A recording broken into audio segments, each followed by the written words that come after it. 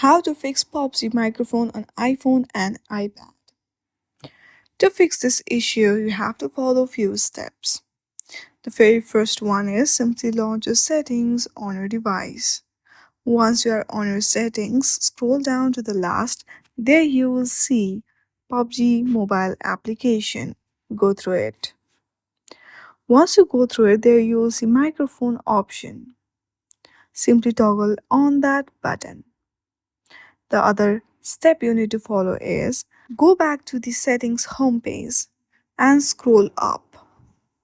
There you will see screen time option. Simply tap on it. Once you are on your screen time, there you will see content and privacy restrictions. Under that, there you will see microphone option. Go through it and make sure to toggle on button for your PUBG Mobile. Once you follow all of this step, your issue will be solved.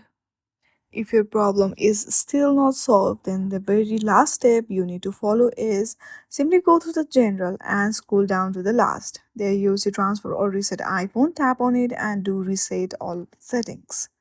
I hope you like this video.